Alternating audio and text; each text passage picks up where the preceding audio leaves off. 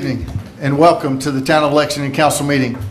This meeting is being held at Town Hall Monday evening, May 1st, 2017.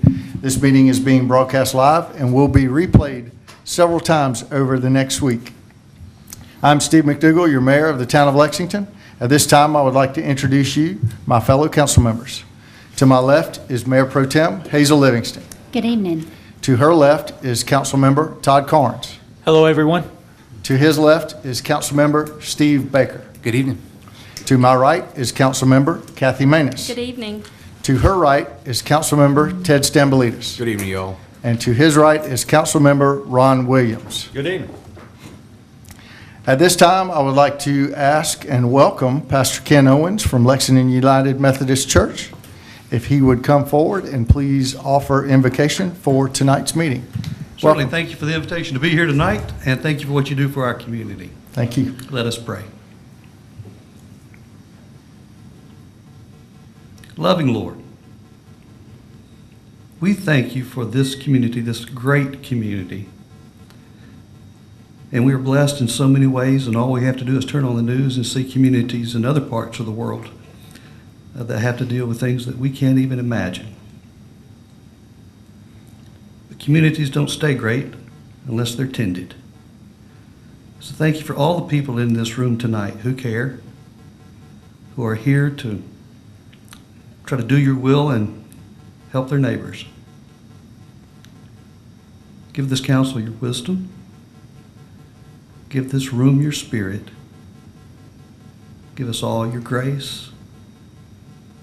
And since it's Easter season, give us all that resurrection hope. We pray these things in Christ's name. Amen. Amen. Amen. Amen. Pastor Owens, you said thank you for what we do for our community. Thank you for what you do in our community. Helps it make it very strong. Are there any veterans in the crowd tonight? I'm going to do things a little different. If you would, please step to the microphone. I'm going to ask you to lead us in the Pledge of Allegiance, if you would. If you would, please stand.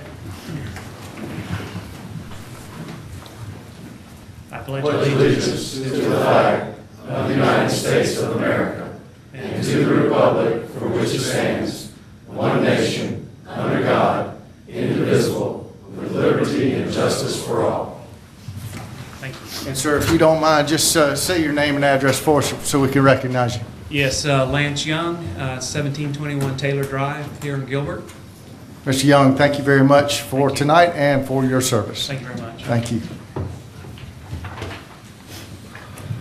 At this time, I'll call the meeting to order and report on our executive session this evening. Tonight, we had two legal issues, one regarding pending litigation and one item regarding an agenda item for tonight. We had two contractual issues, one regarding economic development opportunity and one contractual issue. It was a presentation regarding personnel matters. We had one personnel item and no vote was taken. Do I have a motion to ratify the mayor's executive session report? So moved. We have a second by Councilmember Maness. I'm sorry, a motion by Councilmember Maness and a second Councilmember Baker. Any further discussion? Hearing none, all those in favor, please raise your right hand. It is unanimous. Moving on to deletions on the agenda. Are there any deletions on tonight's agenda? Mr. Mayor? Yes, Ms. I'd Maness. like to ask that we delete new business number 10 and take that to work session.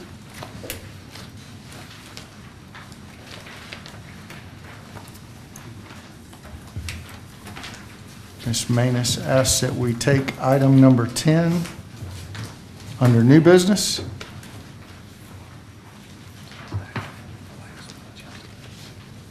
Brad, correct me if I'm wrong, but that's not a votable. Is that a votable motion? Amend the item. You can do it as long as no more than two object. Okay. Well, I would object to that because I'd like to read that across the desk tonight. Anyone else?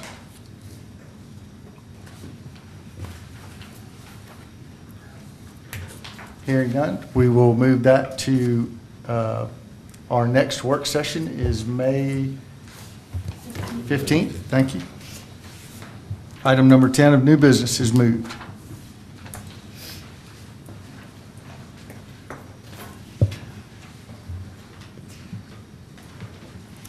Moving on to approval of minutes, copies of the minutes for council's regular meeting on April 3rd and work session on April 17th, 2017 were provided in your packets. Are there any omissions, additions, or corrections? For regular council meeting April 3rd and work session April 17th. Hearing no corrections, someone make a motion to approve those minutes? I'll make a motion. Kathy makes a motion. Do I have a second? Second. Councilmember Stambolitis seconds the motion. All those in favor, please raise your right hand. It is unanimous. At this time, we'll move into presentations. Our first presentation tonight is a proclamation presented by Councilmember Steve Baker, Peace Officers Memorial Day. Councilmember Baker. Thank you, Mr. Mayor and Council. Do we have anybody here to accept? In that case, this proclamation also will be read again at the Peace Officers Memorial Day event on May 17th at 9:30 in the Lexington Square. Whereas the Congress and President of the United States have designated May 15, 2017 as Peace Officers Memorial Day and the week in which it falls as Police Week. And whereas the day was set forth to honor officers who gave the ultimate sacrifice, the National Law Enforcement Officers Memorial Fund reported that 135 law enforcement officers lost their lives in the line of duty in 2016. And whereas it is important that all citizens know and understand the problems, duties, and responsibilities of their law enforcement agencies, and that the law enforcement agencies recognize their duty to serve the people by safeguarding life and property, by protecting them against violence or disorder, and by protecting the innocent against deception and the weak against oppression or intimidation. And whereas the Town of Lexington Police Department, Lexington County Sheriff's Department, South Carolina Highway Patrol, South Carolina Law Enforcement Division, South Carolina Bureau of Protective Services, South Carolina Department of State Transport Police, South Carolina Department of Natural Resources Law Enforcement Division, and all other state, county, and municipal law enforcement agencies have grown into modern and scientific agencies which unceasingly provide a vital public service. And whereas the Carolina Concerns of Police Supervisors request that flags be flown at half-staff on May 15, 2017 in recognition of Peace Officers Memorial Day. And whereas the Lexington Women's Club will place blue ribbons on all Lexington Main Street lampposts during Police Week in memory of all fallen officers and to honor the many men and women who currently serve their communities each day with courage and dedication. Now, therefore, be it proclaimed by the Mayor and Council for the Town of Lexington that May 15, 2017 is hereby declared to be Peace Officers Memorial Day, with a special observance to be held on May 17, 2017 at the Lexington County Law Enforcement Monument, and that May 14 through 20, 2017 be declared Police Week in the Town of Lexington, and that all citizens are urged to recognize fallen law enforcement officers, disabled law enforcement officers, as well as the law enforcement officers and their families who currently preserve the rights and security of all citizens. Dated this first day of May 2017, Steve McDougall, Mayor. Very good. Mr. Baker, would you like to present that to our top cop here in Lexington, Chief Terrence Green?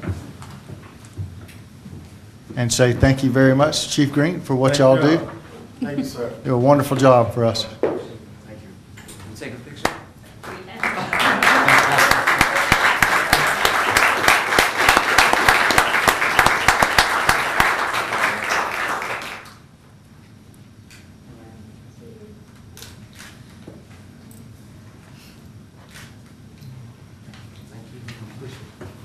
Thank you, Chief Green. Thank you. I have a question, please. Yes, sir. Mr. Stambolitis. Do we start this May 15th on the flying the flags at half-staff? We only fly the flags at half-staff if so ordered by the governor. Well, it I said think on May they do 15th, norm- He does normally order that. Yeah, but it was said on the proclamation on May 15th in memorial of the fallen officers. I believe the governor normally orders that on that day. Okay. Thank you. Very good. Our next presentation is a proclamation presented by Councilmember Ron Williams, proclamation for Kids to Parks Day. Councilmember Ron Williams. Thank you, Mr. Mayor.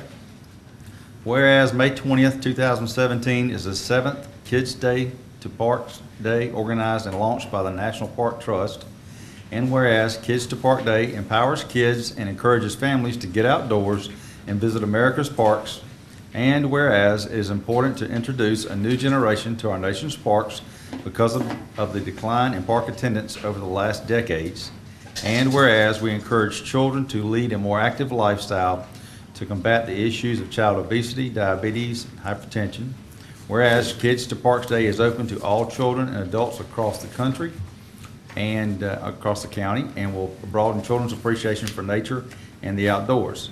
Now, therefore, the mayor and council of the town of Lexington, South Carolina, proclaim May 20th as Kids to Parks Day, and we encourage residents of Lexington and the surrounding communities to take the children in their lives to a local, state, or national park and set good examples for Lexington's next generation. Today is this first day of May 2017. Steve McDougall, Mayor.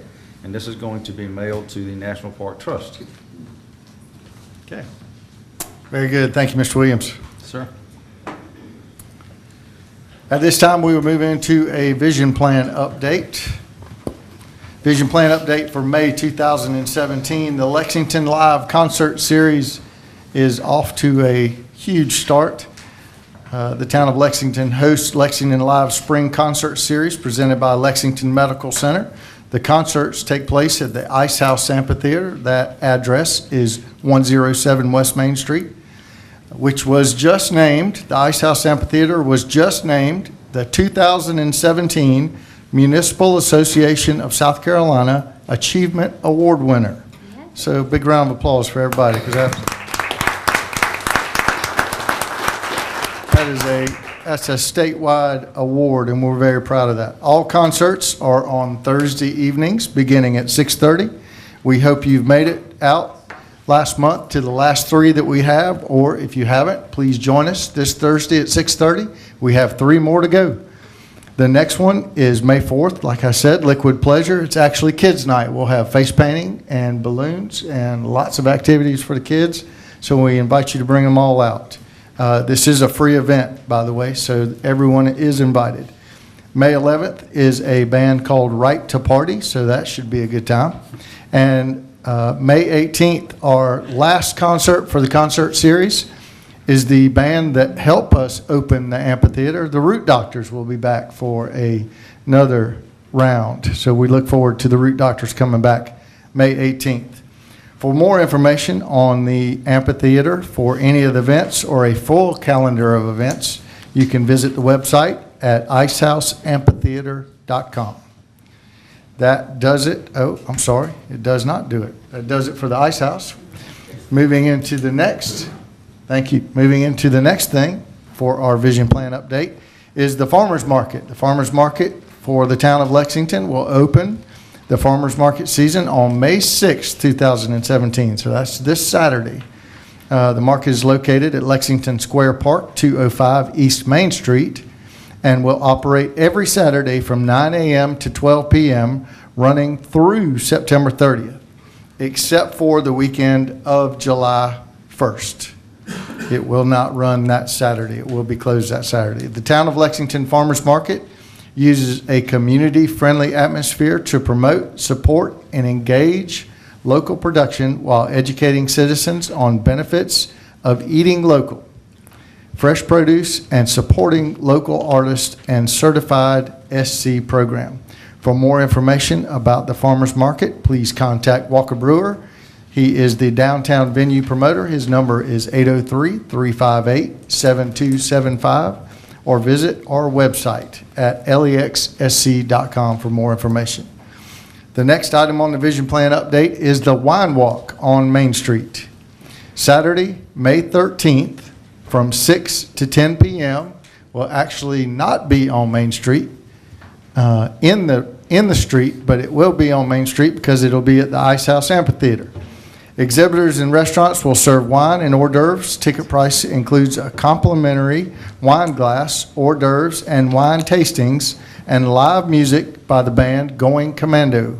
For more information on the Wine Walk, you can access lexingtonwinewalk.com.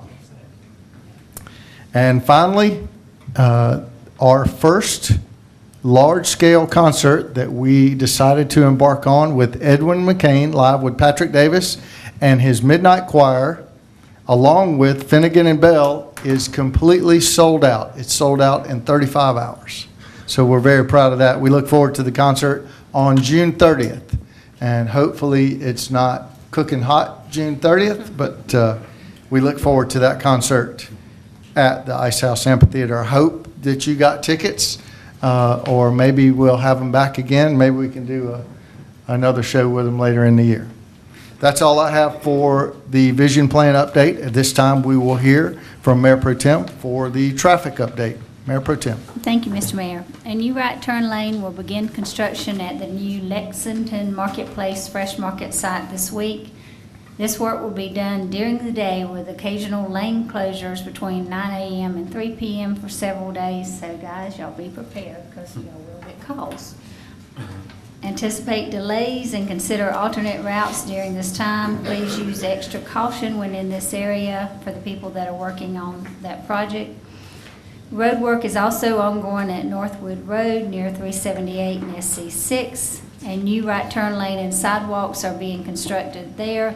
Please use extra caution around this area. Also, the Phase 1 Adaptive Traffic Signal Project is nearly complete with only punch list items remaining.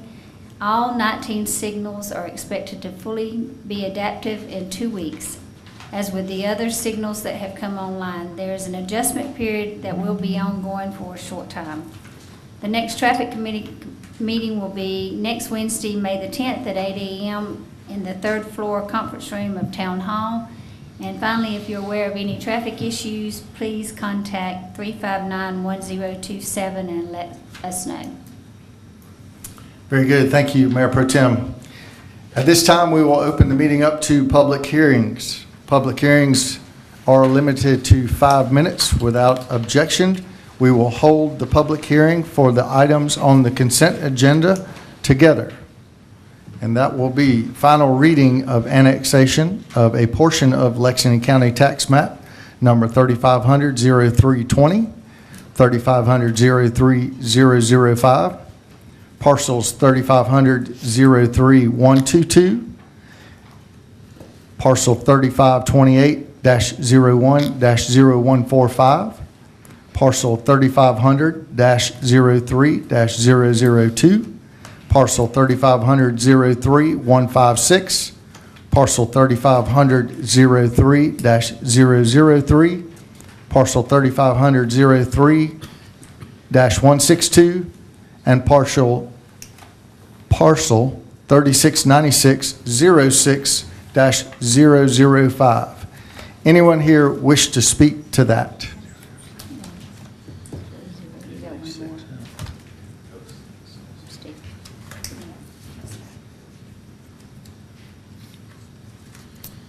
It wasn't on here. I'm sorry. We're going to add parcel 3696-06-006 in that consent agenda. There's 10 items or 10 parcels in that. Anyone here wish to speak to that? Hearing none, moving on to item number 1, actually, final reading of an ordinance entering into an intergovernmental agreement with Lexington District 1. Anyone here wish to speak to that? Moving on, item number 2, final reading of an ordinance to establish the Corley Mills Sunset Boulevard Gateway TIF District. Anyone here wish to speak to that? Very good. Number 3, final reading of an ordinance approving restricted covenants related to a TIF district and planned unit development off Corley Mill Road. Anyone here wish to speak to that? Hearing none, moving on. Number 4, final reading of an ordinance approving a planned unit development off of Corley Mill Road. Anyone here wish to speak to that? Hearing none. Number 5, final reading of an ordinance annexing Lexington County Tax Map number 4200-02-086 at 130 Nightingale Court.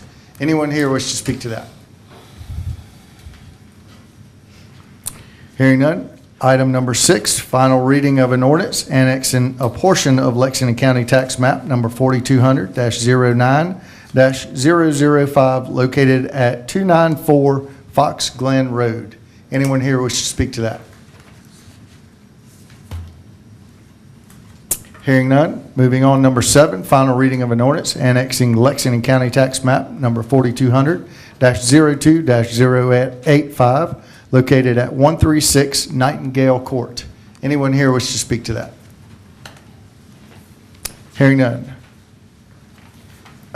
Item number 8, final reading of an ordinance amending section 132-01 of the Town Code of Ordinances addressing disorderly persons. Anyone here wish to speak to that?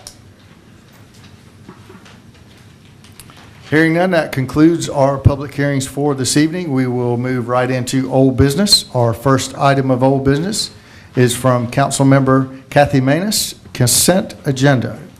Councilmember Maness. Thank you, Mr. Mayor and Council. Items C1 through C10 involve annexations of a portion of 2 parcels as well as all of 8 other parcels. Approximately 418 acres of property are included with these annexations. All parcels are either related to or adjacent to the TIF district currently under consideration. Development proposed on these parcels includes a 232-acre site that will have 310 single-family homes, a 292-unit apartment complex, and a 115-acre conservation easement and some small limited or office commercial areas. Other major aspects of these annexations include a 32.6-acre parcel currently under construction with 58 single-family homes and the 146-acre River Bluff High School property. The Planning Commission reviewed these annexations during their April meeting and recommended the zoning classification shown on the attached map and the recommended classifying Corley Mill Road as a collector road. I make a motion for final reading approval of the consent agenda. Kathy makes a motion. Do I have a second? Second. Councilmember Williams seconds the motion. Any further discussion? Hearing none, all those in favor of the consent agenda, please raise your right hand. It is unanimous. Our next item of old business is from Councilmember Ted Stambolitis. Final reading of an ordinance entering into intergovernmental agreement with Lexington District 1. Councilmember Stambolitis. Thank you, Mr. Mayor and members of Town Council. The town is in the process of establishing a tax instrument financing, or TIF district, in the Corley Mill Road area. The required redevelopment plan has been presented to various taxing authorities. Lexington School District 1 has agreed to participate subject to a proposed intergovernment agreement as attached. And according to budget and finance, TIF financing is estimated to generate $10 million for projects cost in addition to the H-Tax funding of $7.5 million dedicated to improvements within this corridor. And Mr. Mayor and members of Town Council, I'd like to make a motion for final reading approval. Councilmember Stambolitis makes a motion. Do I have a second? Second. Councilmember Baker seconds the motion. Any further discussion? Hearing none, all those in favor, please raise your right hand. It is unanimous. Our next item of old business is from Councilmember Todd Carnes. Final reading of an ordinance to establish the Corley Mill Sunset Boulevard Gateway TIF District. Councilmember Todd Carnes. Thank you, Mr. Mayor. Town Council must adopt an ordinance for formal approval of a redevelopment plan and establishment of a TIF district. After establishment of the TIF district, the town can issue TIF bonds to fund redevelopment projects. The TIF ordinance incorporates elements of the redevelopment plan and covers all the requirements of state law. First reading of the TIF ordinance occurred on March 6, 2017, with formal delivery and notification of the plan to the overlapping taxing districts occurring on or about March 7, 2017. The required minimum 45-day review period was observed prior to tonight's required public hearing, and notice of the hearing was published at least 15 days in advance of tonight's public hearing in compliance with state law. The Town of Lexington and Lexington School District 1 have agreed to terms for an intergovernmental agreement to govern the district's participation in the TIF. All other taxing districts are fully participating. Mr. Mayor, I make a motion for final reading of the ordinance to establish the Corley Mills Sunset Boulevard Gateway TIF District. Councilmember Carnes makes a motion. Do I have a second? Second. Councilmember Stambolitis seconds the motion. Any further discussion? Hearing none, all those in favor, please raise your right hand. It is unanimous.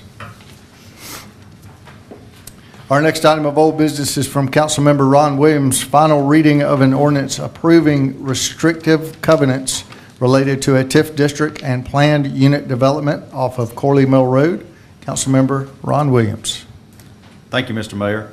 The attached document requires properties in the Corley Mill TIF district to enter into a covenant to guarantee payment of TIF funds should any of the subject properties be converted to non-taxable status.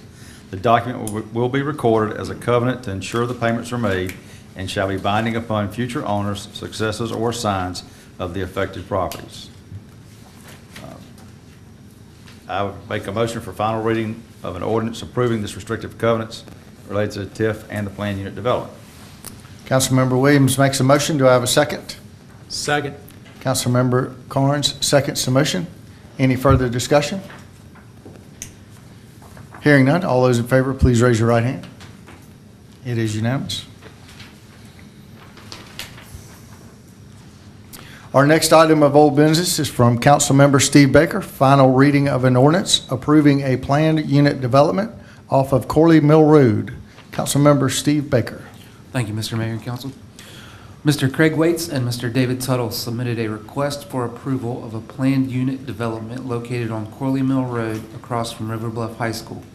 The development will encompass 232 acres with a mixture of uses including 312 single-family homes, a 292-unit apartment complex, a 115-acre conservation easement, and some small limited or office commercial uses. The reason for the planned development is to allow flexibility in the traditional zoning requirements as they relate to the buffer and parking requirements for the apartments. The apartments will have buffers that are reduced from the required 100 feet to 50 feet and 7.5% fewer parking spaces than normally required. Otherwise, the development will adhere to all other traditional zoning requirements. The Planning Commission recommended approval of this project in April, but included 3 contingencies with their recommendation. The first was to look at some decel lanes and safety in the area. The second was to require updates to the traffic impact study each time a new project is developed on the property, and the third was to require each new project to be brought to the Commission for approval. I make a motion for final reading approval. Mr. Baker makes a motion. Do I have a second? I'll second it. Mayor Pro Tem seconds the motion. Any further discussion? I do have some questions, Mr. Mayor. Yes, sir. Mr. Stambolitis. This is to Brad. Why are requiring the apartment complex to have 7.5% fewer parking spaces than normal apartment complexes? Not requiring, Councilman Stanley, allowing but them. allowing. Okay. Yes, sir. That was what they felt they could fit on the site and and met the needs of their residents. What, Yes, Ms. Manus. what is 7.5%? Yes, ma'am. That would be how many? I'll look to Mr. Hanson, see what that answer is. Off the top of my head, I don't know, it was 40, something like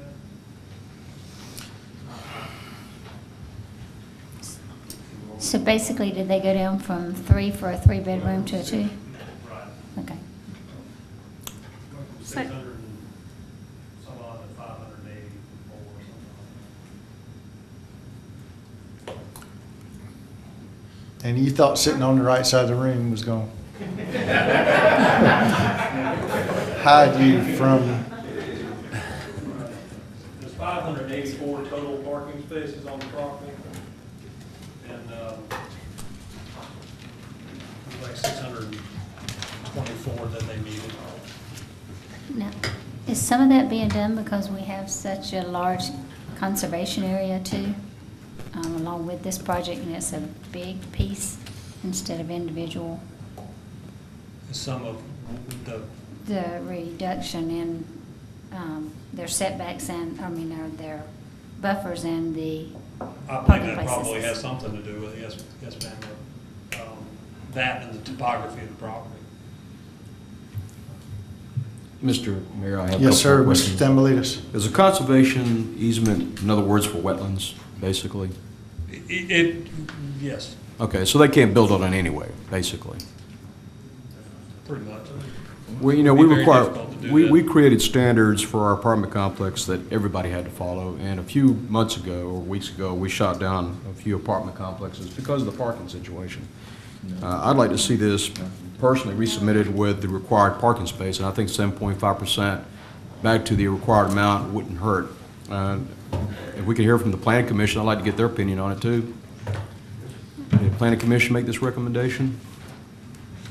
Mr. Mayor, I was at the planning commission meeting tonight. Just a minute, Mr. Williams. Mr. Frost, if you want to just come on forward, because you're going to have to come up anyhow. I can, sir. I was going to let Mr. Thank you very Williams much. address that question. But, Mr. Mayor and Council, we did look at this. You know, we aren't experts in developing apartment communities, but the developer has assured us that based on other communities that they have, that this is a reasonable number of spaces that won't create issues with parking or with people blocking others in. So we thought it was a reasonable request.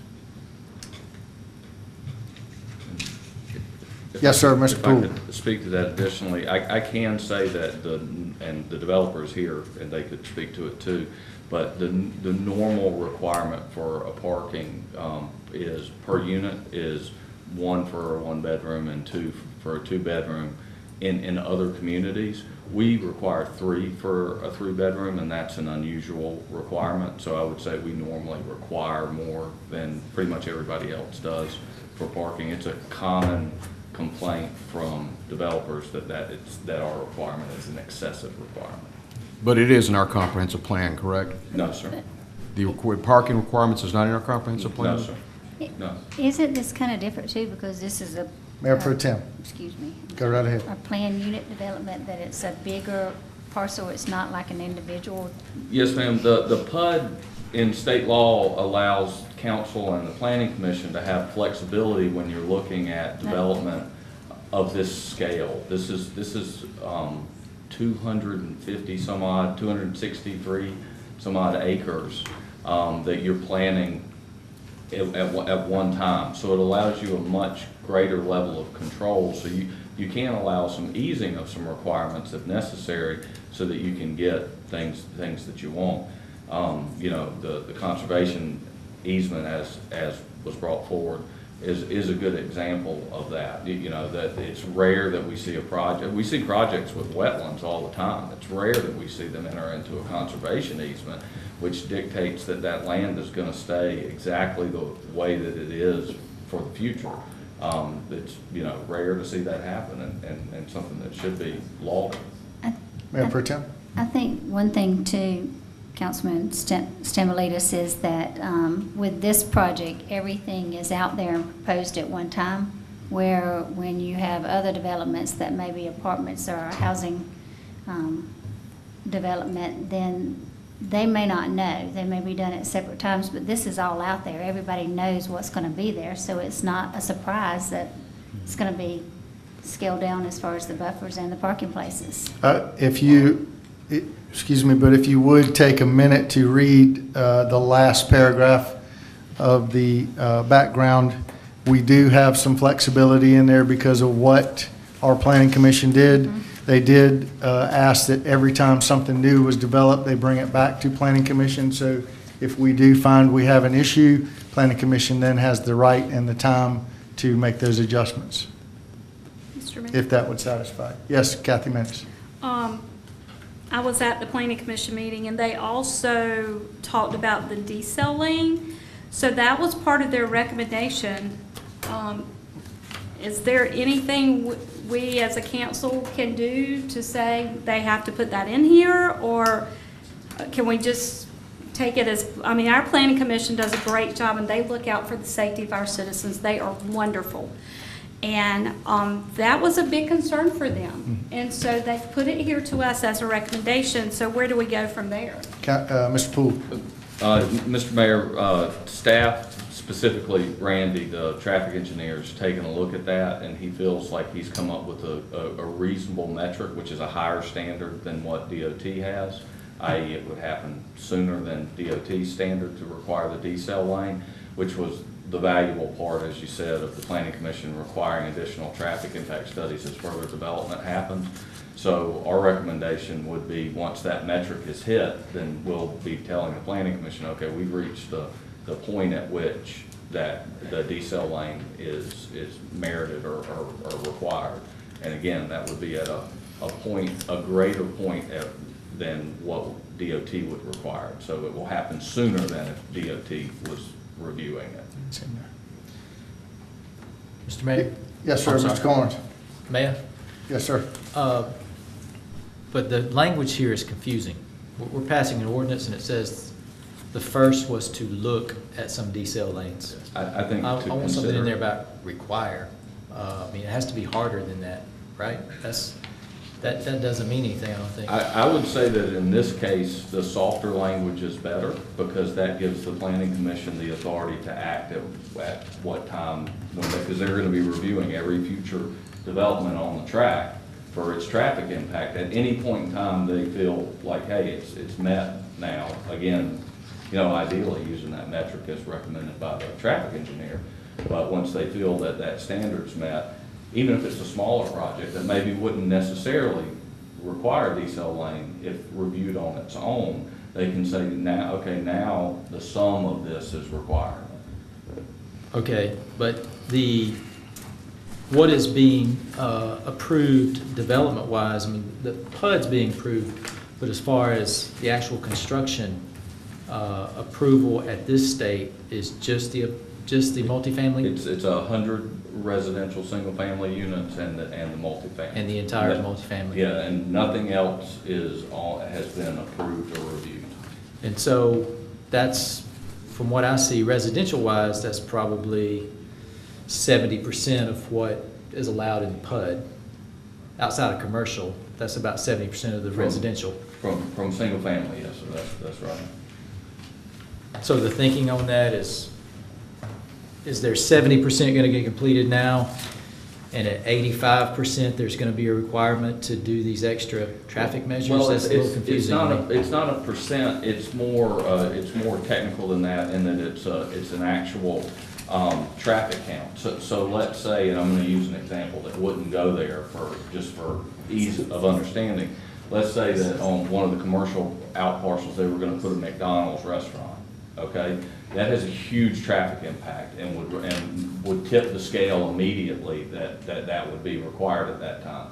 But if in that same location they were going to build a senior center or a retirement home or something along those lines, or possibly a professional office like a doctor, well, the traffic impact of that, even though the footprint of the building is the same, the traffic impact is negligible.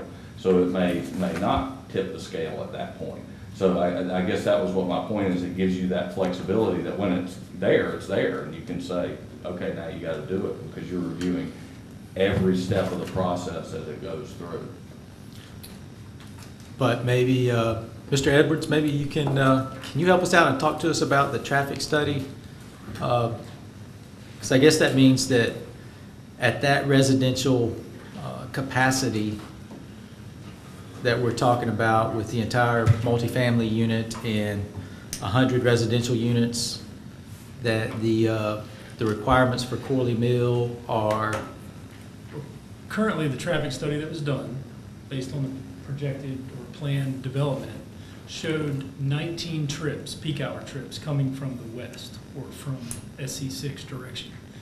So DOT's requirement is upward to 100. So we said when we would get to a midpoint, say 50 trips or somewhere in that ballpark, when we started approaching that it would be nice to be able to have the tool to be able to say, now you'll put it in. Okay, where right now it's difficult to justify. When DOT says 100, the traffic study projects 19 to say, yes, you will put it in. 19 trips? 19 peak hour trips. Peak hour right turns coming from, making a right into that development. That's based on the 300 units. 19 peak hour trips on a 300 unit?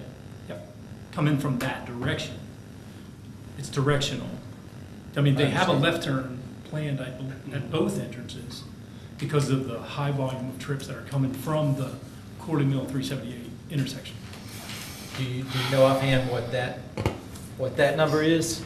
Now, I have to look at the study, but it's a pretty decent sized number.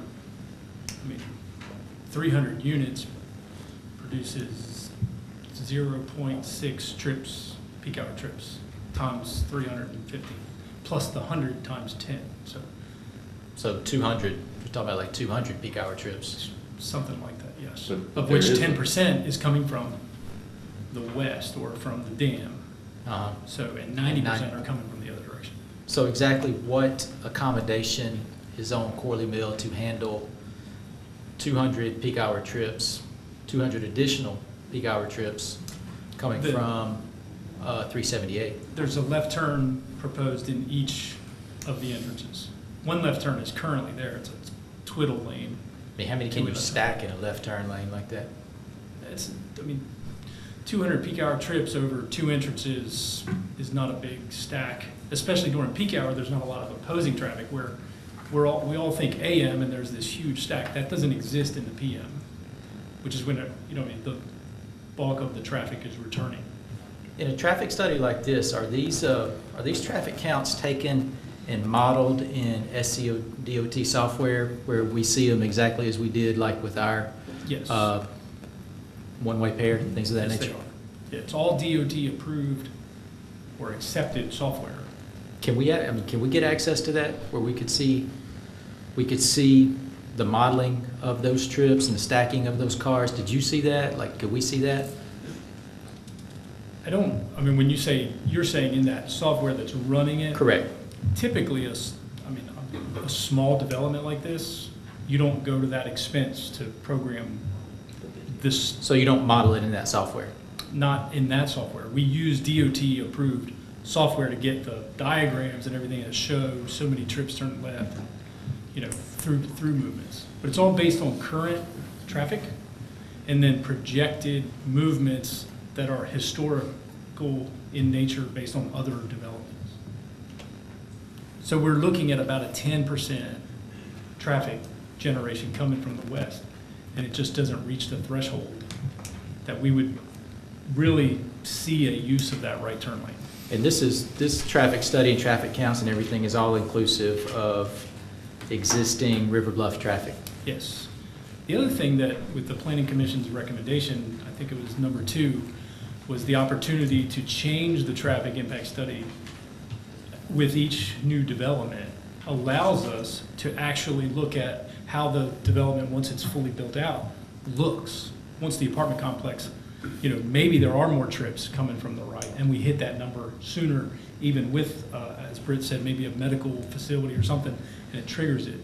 Again, these are guides, that we use. And until you get real numbers, which River Bluff High School is real numbers today, but it wasn't when we built the high school, where this apartment complex will be, so that trigger that they're proposing will allow us to take a look at that multiple times going forward. So last question, I'll let somebody else have it. So the way it's approved is the apartments can be built, 100 single-family units can be built, but the first time you put a small commercial building on any of the out parcels, we have the full right to require an additional traffic study that may require decel lanes, traffic lights, I'd like to make one correction. freeways through Corley Mill. Just kidding. The 100-unit, single-family homes was not part of the approval, just the apartments.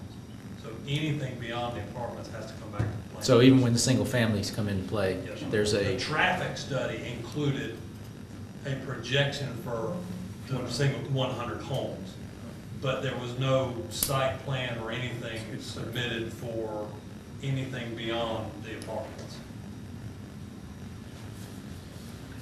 thanks, sir. Yes, Ms. Manus. Mr. Hanson. It was 48, by the way. Thank you. So I'm looking at the ordinance here, and it says The property identified is Lexington County tax map, and it gives the parcels. It's approved for a planned unit development for the purpose of establishing a mixed-use assisted living facility? Assisted living facility? What page are you on? Yeah, it should be just mixed-use facility. Assisted living is one of the proposed uses, but it should just be mixed-use facility. Okay. All right. Mr. Mayor. Yes, sir, Mr. Stambolitis. This is for our traffic engineer, Mr. Randy Edwards. Randy, please.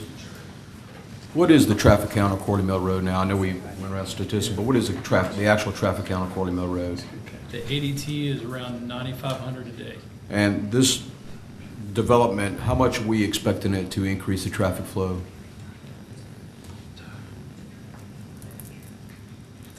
Try to do quick math. Well, it's a 9,500 a day equates to 950 peak hour trips. And we're looking at approximately 200 peak hour trips. So how many more? About 25%. Up how much? 25%. A 25% increase in traffic from this development? Mm-hmm. Have we increased the capacity of the roads by 25%? Not with this project, but that's. Yeah, I'd be glad to speak with that. So the overall PUD and TIF allows us to do those projects that we've talked about, right. And shown, and that absolutely increases the capacity significantly. Yes, you're looking at double the capacity. So will it be in parallel to this project, or is the road improvement coming after the project, before? Because, of course, traffic being our biggest issue. There's a little bit of lag time. The development's a year to 18 months for construction once they begin. I don't know exactly when they would begin, but assume the near future. And then you've got a 5-year build out on your overall road project.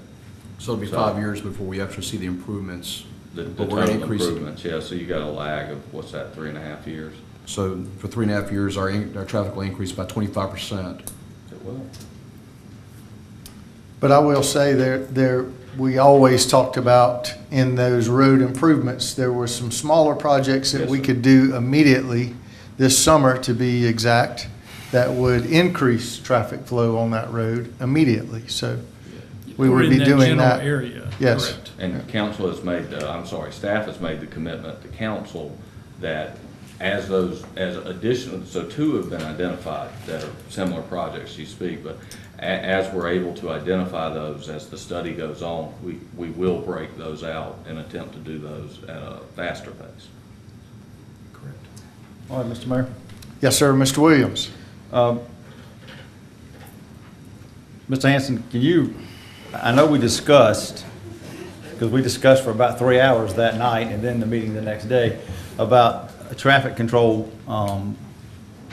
We stated that the traffic plan, or the traffic study that was done, did that include the students from River Bluff when they did their traffic plan? Or did that traffic study exclude those? Yes, sir. The traffic study included River Bluff High School. Okay. So, Randy, I know we discussed, the planning commission wants a traffic control device. We asked for that. They asked for that very heatedly, and discussed it very diligently, and you explained that we can't get one until what point? What was requested was that there would be a traffic signal go in immediately at the River Bluff High School access, and then the opposing access for the development. A signal requires that the traffic meet what's called a signal warrant. And those warrants are established by the Federal Highway Administration in a big book that's called the Manual of Uniform Traffic Control Devices. And that is established so that uniformly throughout this country, signals aren't just put wherever we sometimes think, yes, it really would help. And sometimes I agree, but when you look at the data and the actual traffic movements, the warrant's not there. Now, when a warrant, or when the traffic is warranted, a signal has to be put in, once it's established that the warrants are met. So who's going to be responsible for tracking that warrant? Is it up to you to request the warrant to be done, the study to be done at the point that you feel like it's right? Or is the planning commission going to have the authority to request it when they feel like it's right? Well, the recommendation actually allows us to look at the data and actually request that a signal warrant be performed at the time of any development that comes in. In other words, if a dentist office was proposed, I doubt we would request that a signal warrant. But if a McDonald's were proposed, we most certainly would request that a signal warrant be determined, at that time. And you don't have to wait, if you're proposing a McDonald's, you don't have to wait until the McDonald's is up and open to then look at the data. You know what kind of traffic a McDonald's produces, So for clarity, I just want to make sure that you're going to be the person that's going to take care of getting this traffic warrant started if we see a traffic pattern change over there and it becomes necessary, or we feel like it's necessary to put one in there. Yes, the recommendation actually gives us that tool to look at. Otherwise, it would just be in the hands of SCDOT, at which time it would be complaint driven.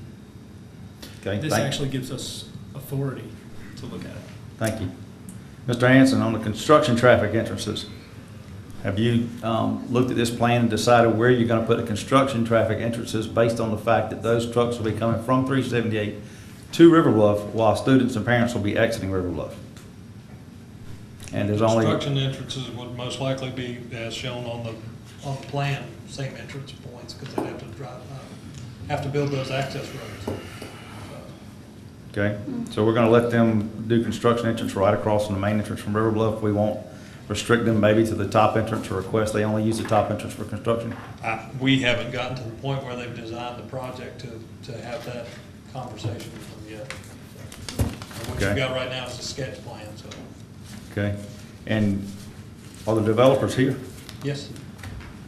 I'd like to ask them a couple questions if I could, Mr. Mayor. Yes, Mr. Waits, Mr. Tuttle, if y'all would please come to the microphone. Thank y'all for being with us. Thank you. Gentlemen, we've acknowledged that we're giving you a reduction on your parking spaces in your PUD plan for the apartment complex. Would you guys be willing to restrict the property so that no boat and RV storage could be done on the property in exchange for the reduction in parking spaces? Because that will eat up parking spaces, as we know, and I'm in the boat business, so I know how much they take up. So in the multifamily projects that we're involved in, they're all Class A plus. So the only caveat I have there is we also have rentable garages. Okay. So we allow people to park a bass boat in the garage or something like that, but we don't allow people to park work trailers or closed-in trailers or anything like that in the parking lot for the reason of, number one, it doesn't look good, number two, it takes up spaces. Takes up more than one, yeah. Yes, sir. And to work back to the parking, our experience has been that most three-bedroom apartment dwellers don't have three cars. Right. So rather than have that unneeded space, we'd rather devote that area to landscape and greenery rather than it being a space that's not used. So that's really the main reason for the reduction in the parking request. Well, that's great, because that will help with the parking. The second thing I would like to ask is, would you guys be willing to promise this council that you would put us, because I looked at your sketch plan, I looked at the draft in a large form because I couldn't see it on here, but there's no sidewalk from the apartment complex on the drawing to River Bluff High School. And we certainly know with 300, 400 apartments, somebody's going to live in there that's going to walk to River Bluff. Would you guys agree to construct a sidewalk from the apartment complex down to the sidewalk at River Bluff, so when folks are crossing, when students are crossing Coyle Mill Road, they're crossing from this sidewalk straight across the street? I'm certainly comfortable with that. We can work that in. That'd be great. I'd appreciate that. Mr. Mayor, that's all I have. Anyone else? Any other questions? One more question for these gentlemen. One more question, Mr. Stambolitis. Mr. Waits, Ms. Tuttle, thank you for indulging us. I know you guys are in a rush to get this done. The buffer that's being reduced from 100 feet to 50 feet, is that between the apartments and your housing district, or is that total buffer all around? It's both, primarily because this was an all-inclusive PUD development. We really didn't feel the need to shield ourselves from ourselves, if you will. We all know what's going on interiorly. And to make the project fit and make sense with the land and the geometry of the parcel, we needed a little bit of help. 150 feet is an unusual setback in our world.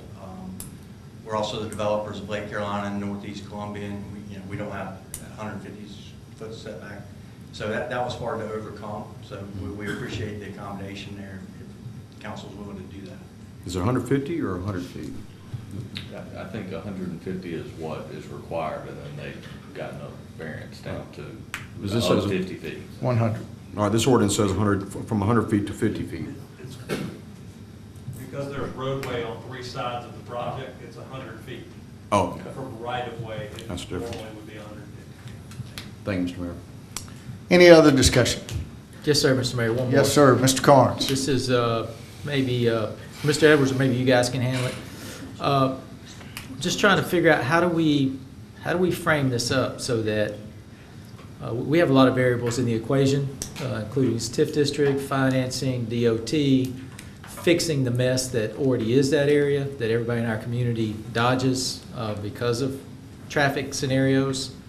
And so I would be comfortable, I would only be comfortable with this scenario if the timing worked out such that we're going to put 25 more peak hour trips, 25% more peak hour trips on a road that everybody knows is crowded, right? And so what happens if that becomes significantly more difficult than we imagined? And then we've passed this PUD. Can we pass it in such a way that the residential part of it is contingent on getting to a certain level of service on Corley Mill, or at that later date, do we have the ability to say, this was a great PUD and a great idea, but the snarl that is there, we can't afford, because we've taken some traffic counts, we've obviously done some lower level modeling, but the higher level modeling is going to be problematic, or to grant the PUD in such a way that the residential side of the development would only be viable after our master plan for improving that area is in place, not just on paper. How can we hedge against those things in what we passed today? Sure, and I think I understand what you're asking. The short answer is you can't do a conditional PUD. So it's a PUD, or I mean you're granting it or not. But on the speaking to the goal that you're talking of, the ability to review the traffic impact as it further develops, I think answers that a lot. If the capacity just isn't there and it's an absolutely can't be built in a safe way, then that's a reason to either make improvements so that it is safe, or to say that's not we can't build that yet. I think though that the 300 unit, the residential portion isn't of great concern. It's not the portion that's going to have the big impact. It's going to be more what builds out on the commercial, because we know that a very small commercial property can have a much greater impact from a traffic standpoint on than a large neighborhood.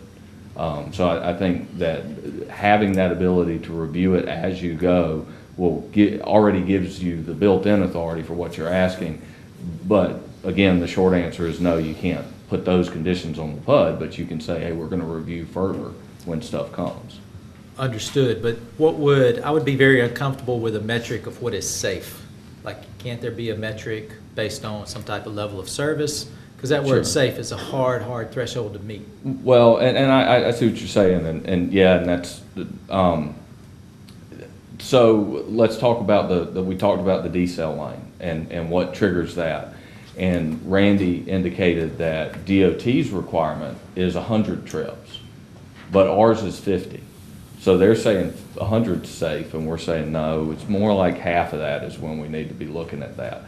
So I think we're already doing that, and safe is a word that can be bantied about and used in all different sorts of ways.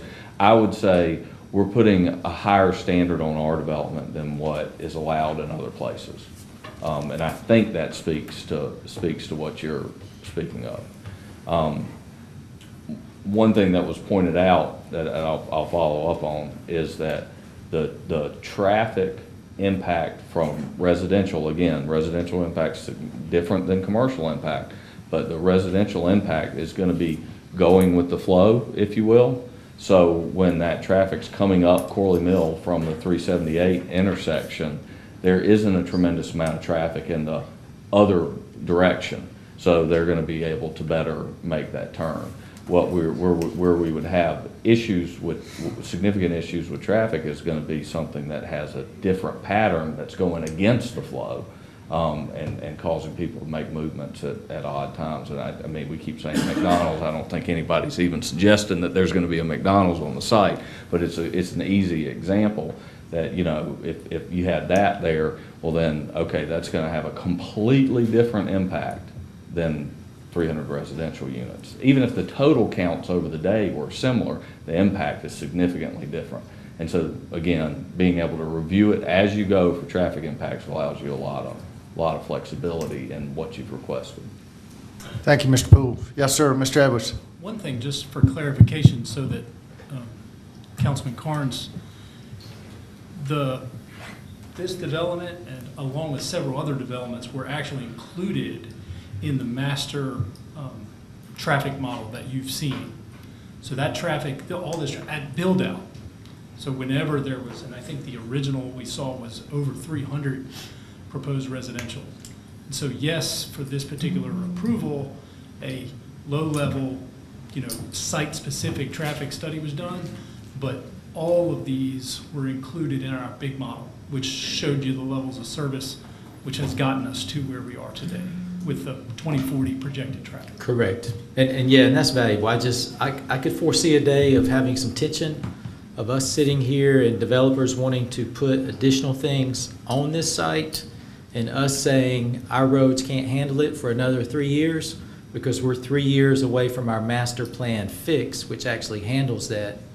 And so, I don't want to give people the right to continue to develop that out while we are trying to come up with our $25 million master plan fix. And I want to be able to hit the brakes on any future development until we get that done. And then we've seen the models, we know it works, but that tension is going to come.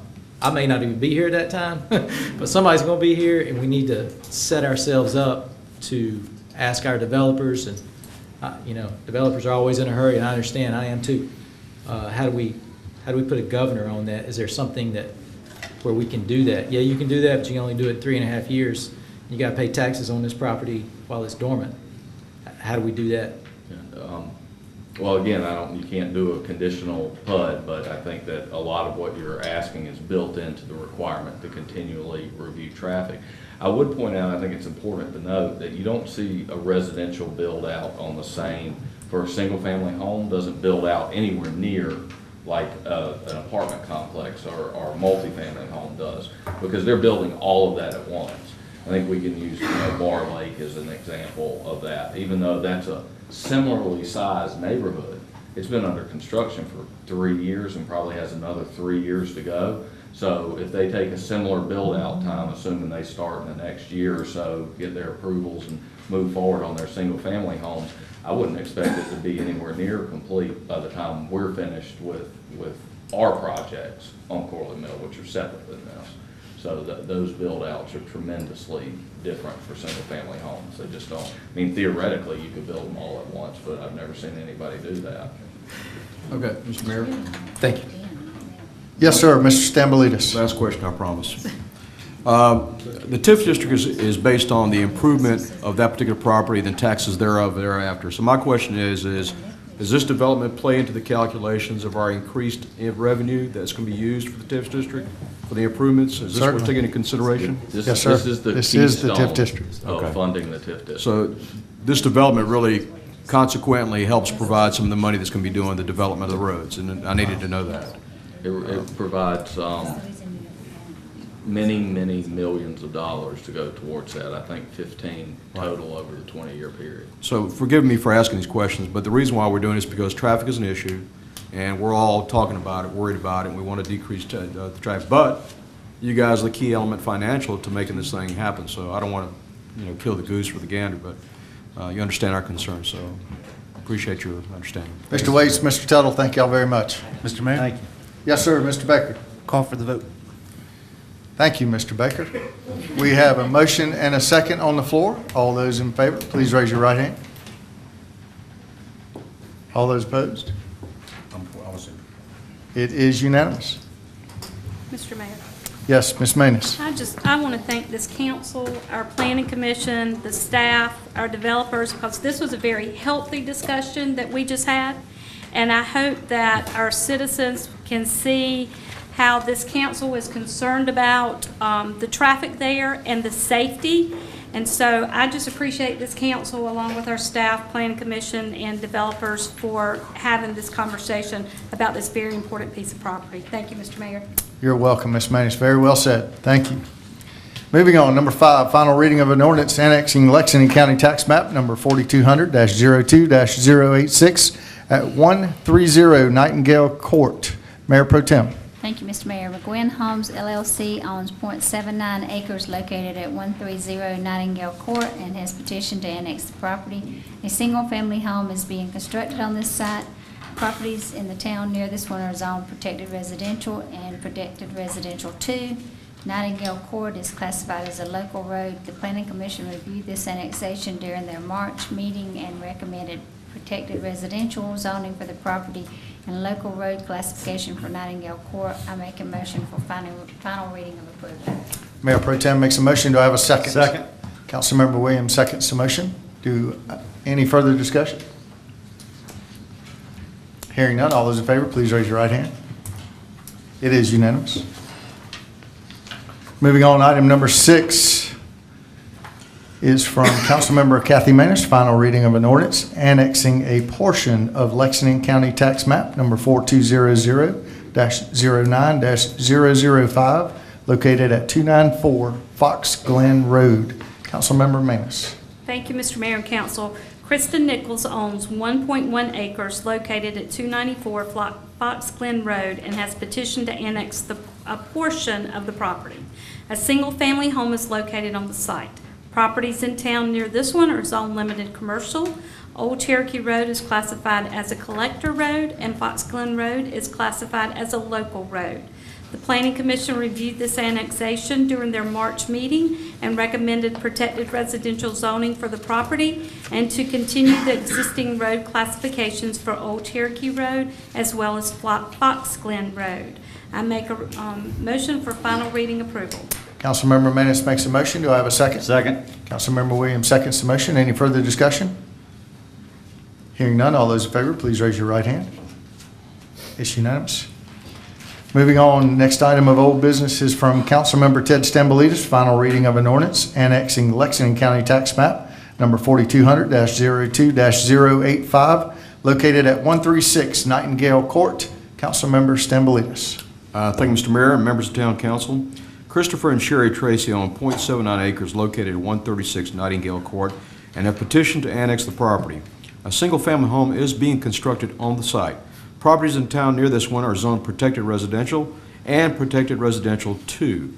Nightingale Court is classified as a local road. The Planning Commission recommended protected residential or PR zoning for the property and local road classification for Nightingale Court during their April meeting.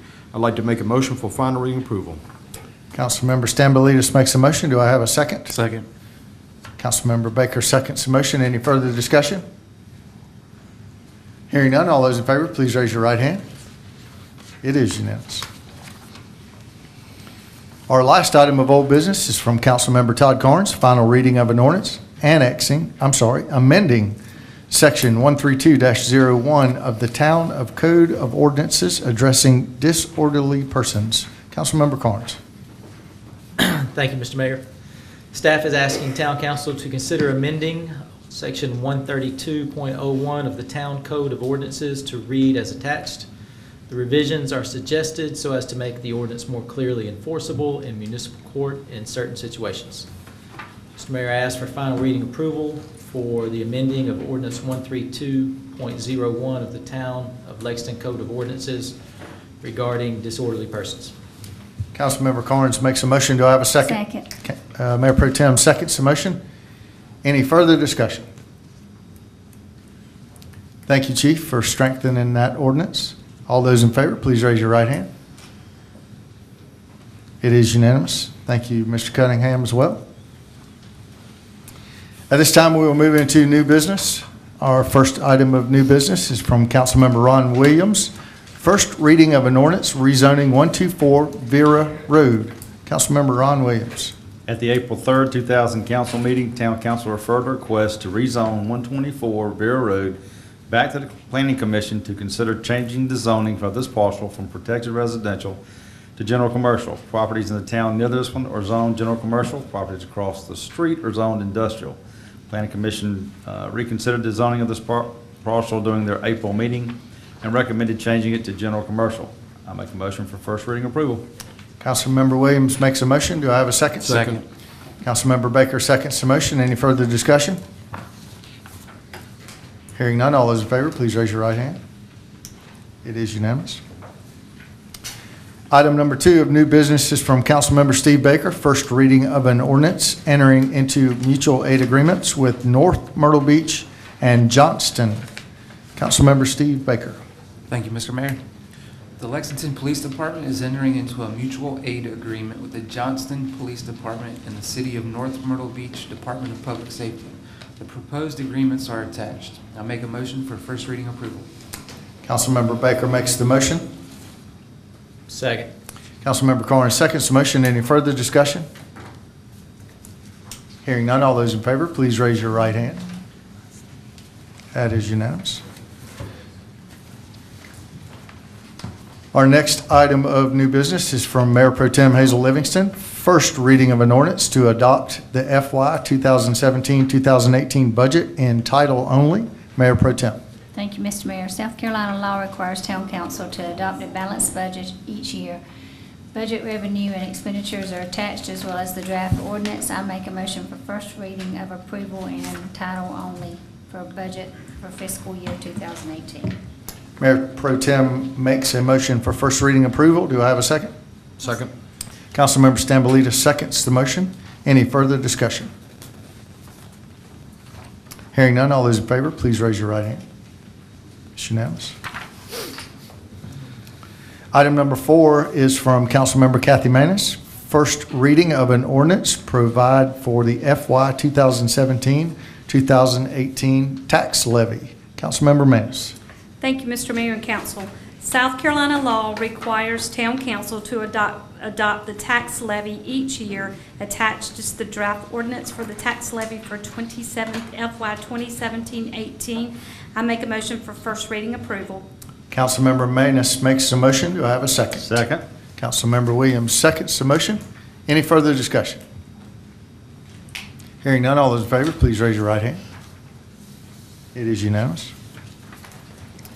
Our next item of new business is from Councilmember Ted Stambolitis, Duffy Drive Sidewalk Project. Councilmember Ted Stambolitis. Thank you, Mr. Mayor, members of the Town Council. In 2015, the Town of Lexington secured a $130,000 in a CDBG or Community Development Block Grant, funds to install a sidewalk along Duffy Drive from Hendrick Street to Gibson Road. Because the proposed sidewalk crosses the road several times, the town has proposed to build several speed tables for traffic calming and pedestrian safety. Duffy Drive is currently maintained by Lexington County, which requires an encroachment permit to build the sidewalk and speed tables. After reviewing the permit request, the county will not accept the maintenance and liability of the sidewalk and speed tables constructed in their roadway. Therefore, staff is asking council to consider taking ownership of Duffy Drive, provided the county agrees to resurface the roadway within the next 3 to 5 years. Duffy Drive is a well-maintained road and has a low-cost history. If the town takes over future maintenance responsibilities of this road, it is the staff's opinion that the road has a low cost of ownership. I'd like to make a motion for council approval. Councilmember Stambolitis makes a motion. Do I have a second? Second. Councilmember Williams seconds the motion. Any further discussion? Mr. Mayor, may I? Yes, sir. Mr. Carnes. Mr. Edwards, I'm just curious. We talked about this briefly, but just as a follow-up, what is the rationale for the county not wanting to maintain maintenance of this road that we're improving with a sidewalk? Do they know something we don't about tables, about the liabilities, about cars being damaged on tables in the roadway? I don't get that. Do you get that? Is there any hidden knowledge there? I don't understand, but I can just say that the county, I mean, and this isn't speed tables, but just for example, in their land development manual currently, they don't allow sidewalks in their right of way. Sidewalks are to the safety of pedestrians, so it's very, I mean, where else would you put sidewalks but along a roadway? So for that, I don't know why. To me, it makes perfect sense, which is why we proposed, given that we were required, when I say required, the site kind of dictated that you needed to cross the road several times. And it's essentially a park. And so if there was a place that makes sense to have speed tables, Duffy Drive seemed to be like that place. So is there any inherent liability when we install those speed tables and some teenager busts his radiator on it? I think any more than there is with any road ownership. I mean, potholes, these types of things, you're always susceptible to tort claims. One of the things I can say is that we're using SCDOT standards is what we've proposed. And so I think we're pretty covered from a liability standpoint. And these speed tables, speed humps are also, backed by Federal Highway Administration and those types of things as traffic calming measures. Yeah, please describe a speed table versus a speed bump, because I believe Mr. Carnes is thinking of a speed bump where you have that radical change of grade. Okay, well, a speed table in its truest sense actually occurs at intersecting streets. And the entire intersection is raised approximately 3-4 inches. So when you approach the intersection, you come up, drive across the intersection and back down. This is typically where pedestrians cross. We propose speed tables at these crosswalk areas because they're mid-blocks. And so what you have is essentially a large flat area, in a neighborhood of 15 feet wide and then sloping down to match existing grade. Speed humps, which there is one proposed where there's not a crosswalk, but yet to keep a systematic pattern of to keep traffic slow, so there'll be we want to limit the maximum distance between traffic calming measures. So a speed hump is a parabolic shape that extends over approximately 20-25 feet on a typical 25-30 miles an hour roadway. A speed bump, like we've all seen in front of Publix, Lowe's, Walmart, these types of things, approximately 3 foot wide and go the same height elevation. So the difference in speeds by which you can travel them, range from a speed bump. The typical speed is approximately 2 to 3 miles an hour, maybe 5. Speed humps are designed to go at the posted speed, so 20, 25 in this case. And then speed tables are a little less than speed humps in that it's an actual flat surface. Yes, sir. Yeah, I'm familiar with that. I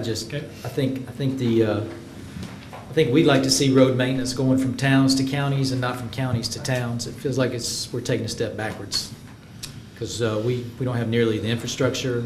We don't have the C-tax funds. It just doesn't feel like the direction we want. It feels like a step backwards, unfortunately. I just was curious as to why they wouldn't take it because there's a lot of redundancy in that, and we're not really set up for those types of things. Well, that, if I can, that hopefully helps the reason why they won't take it. Mm-hmm. On our side, the reason we are at least open to taking it is that half the road was resurfaced in 2013. Okay, the remainder of the road, we're asking that it be resurfaced. Okay, in that time, we could still take it over, but it be resurfaced. The road is actually what's called a triple treat road, meaning that it was a stone base and it was tar and then smaller chips go down. And the road is in excellent condition for being on the order of 15 to 25 years old, depending upon which section you're looking at as to how it's developed. The road, from an engineering standpoint, is what we call high and dry. So all the water sheds off, it's on the absolute highest spots. It's one of those that if you were ever have to take on some liability, this was one of those cases. Understood. Thank you, sir. Mr. Mayor. Any other discussion? Mr. Mayor, I got a couple. Yes, sir, Mr. Stambolitis. It's for Randy again. Thank you, Randy. Are we going to build the speed tables, or is the county going to build the speed tables and then we take over? The speed tables are proposed in our construction project that's basically been waiting on this permit. We've already bid it out and waiting to go to construction, so by a contractor.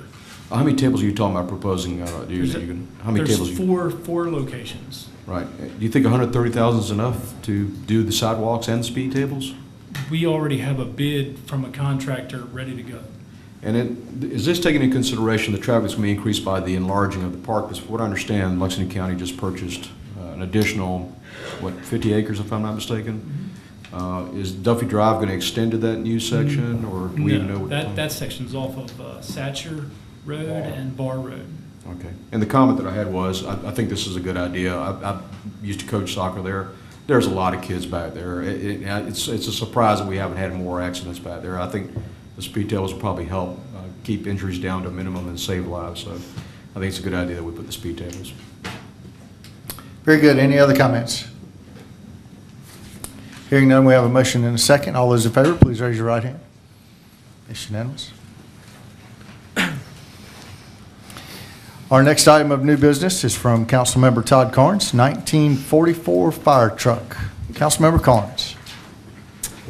Thank you, Mr. Mayor. David Kerr, Lexington County Public Safety Director, requested that the town transfer title of the old 1944 Ford fire truck to the county in order to refurbish the truck so it can be used for parades and fire education. The value of the truck is undetermined in its current condition. The truck has been housed at one of the county fire stations for several years. The town has paid insurance on the truck for many years, but has not actively maintained the truck. Mr. Mayor, I make a motion for council approval of the transfer of this truck to the county. Councilmember Carnes makes a motion. Do I have a second? Second. Mayor Pro Tem seconds the motion. Any further discussion? I think it's a pretty good trade. We get a road, they get an old raggedy fire truck. All those in favor, please raise your right hand. It is unanimous. Our next item of new business is from Councilmember Ron Williams, Girl Scout Silver Project at Gibson Pond Park. Councilmember Williams. Thank you, Mr. Mayor. I hope I say this young lady's name right. Ms. Lacey DeVray of Girl Scout Troop 2316 at St. James Church has inquired about doing a fundraiser for Gibson Pond Park as her Silver Award project. Lacey had a family member who was very fond of Gibson Pond Park, and she would take her there often before the flood of 2015. To honor this relative, she wants to do a fundraiser to help rebuild the pond. She would like to do this event on August 13th, 2017. In her own words, Lacey says, "My idea is Community Park Day. Community Park Day is a fundraising event that I hope will raise enough money to help rebuild parts of Gibson Pond Park. This event will include activities such as beanbag toss, face painting, food, and flowers for families, along with a few others. Flowers for Families is one of the event's fundraiser activities. I will be asking local businesses such as Lowe's to donate flowers for families who can buy them for $5 to $10 and plant them in the park. I would also like to have a scavenger hunt and a walk and talk where people can learn about the different types of plants, trees, and wildlife that Gibson Pond is home to. There will be a donation table for people to donate any amount of money they want to the park. Community Park Day will be an amazing event that I hope will bring many people's hearts back to the park. My personal goal is to raise $1,000 to help rebuild the park."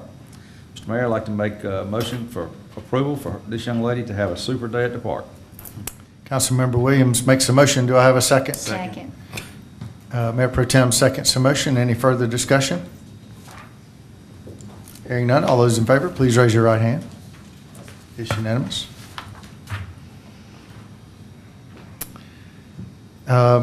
While we were talking about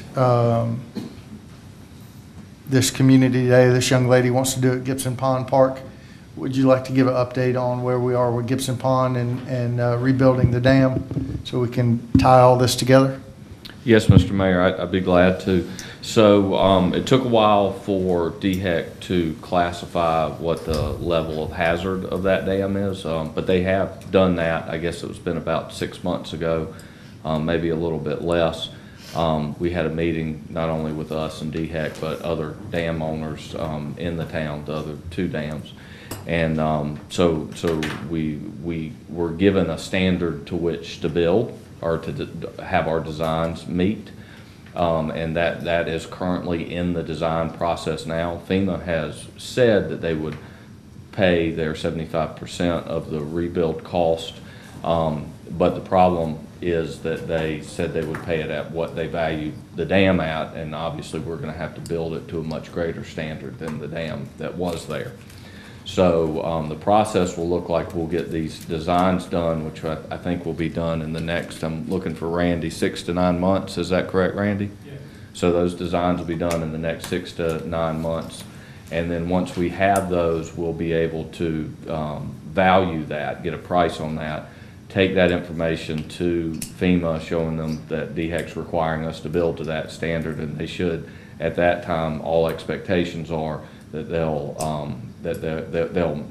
pay their 75% of what the actual cost is, because that's the way it's supposed to work. And then at that time, we can go out to bid and begin construction. Very good. Thank you, Mr. Poole. Yes, sir.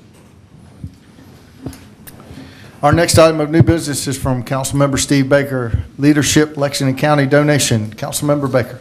Thank you, Mr. Mayor and Council.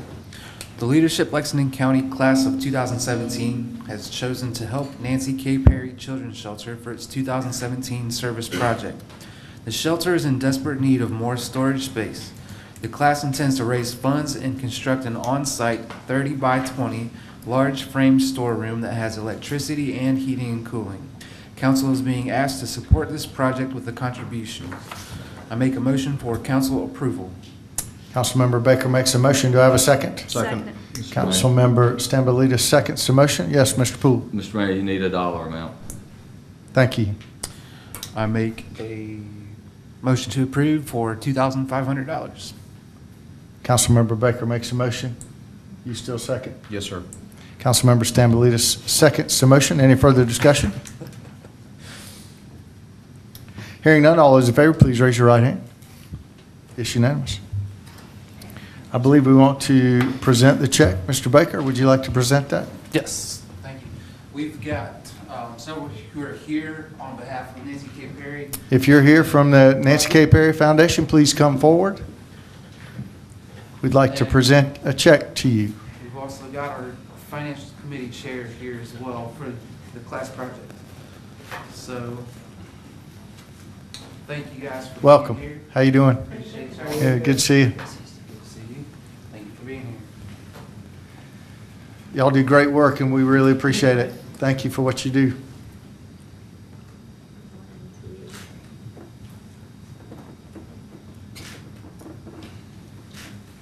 Thank you. Give them the chance to say something. Yeah, certainly. If you'd like to step to the microphone and state your name for the record, please. I'm Trinka Williamson. I'm the house parent, house mother, and program director at the shelter. And we would like to thank Town Council and Leadership Lexington for this great donation. And we are in desperate need of a building, and we're looking forward to getting that. Well, Thank you very good luck much. to it. Thank you. Yes, sir, please. My name is Thomas Taffel. I work at Lexington Medical Center. I'm the community outreach manager there, and I am chairing the finance and fundraising for the Leadership Lexington Class 2017. So if there are any more inquiries about what needs to be done or donated, please contact Steve or myself. If you need any information, you can come to me after this. So I just wanted to say that. Thank you. Very good. Thank you. Good work. Thank you, Mr. Baker. Our next item of new business is from Mayor Pro Tem Hazel Livingston. Accommodations tax. Mayor Pro Tem. The Accommodations Tax Advisory Committee reviewed 2017 A-tax applications on March the 29th, 2017, and made award recommendations totaling $108,000 using the available fiscal year 2016 65% A-tax funds. A spreadsheet listing the applicant requests, the Accommodations Tax Committee's award recommendations, and Town Council's recommendations is attached for review and approval. Additionally, an attached budget has been provided by the Greater Lexington Chamber and Visitor Center. The budget shows their use of the $47,502.49 allocated by Town Council from the FY 2016 A-tax 30% Advertising and Promotion Special Fund. I make a motion for council approval. Mayor Pro Tem makes a motion. Do I have a second? Second. Councilmember Williams seconds the motion. Any further discussion? Mr. Mayor, may I offer an amendment? Yes, sir. Mr. Carnes. Mr. Mayor, I make a motion to amend this motion to accept the Accommodation Tax Committee's award recommendations as they were given to us. Councilmember Carnes makes a motion. Do I have a second? I'll second the motion. Any further discussion? Hearing none, all those in favor say aye, or raise your hand, please. Of the amendment? Yeah, to vote on the amendment. All opposed? The motion fails. Back to the original motion from Mayor Pro Tem. And second, all those in favor, please raise your right hand. All those opposed? Motion passes. Our last item of new business is from Councilmember Kathy Manis, building permit fees. Councilmember Manis. I'm sorry, that one got voted to go back to work session on May 15. I apologize. At this time, we will hear announcements from Councilmember Kathy Manis. Thank you, Mr. Mayor. Well, two great events were held this past weekend. Kids Day on Saturday and the Lexington Community Band on Sunday. I hope you were able to come out and enjoy the weather and all that fun. And I'd like to wish Mayor Pro Tem and my friend Hazel Livingston a happy birthday this month. It's going to be on May 22nd. So happy birthday. The Lexington Live free concerts have really been rocking at the Ice House Amphitheater, and I mean this past Thursday it was rocking. As the mayor said earlier, don't forget the concert this Thursday, May the 4th at 6:30, featuring the band Liquid Pleasure, and it will be Kids Night. We hope everyone will come out and enjoy the band and all the activities for the kids, which includes face painting, Bubble Play Zone, and the Lexington County Museum will have an 18th century games for the children.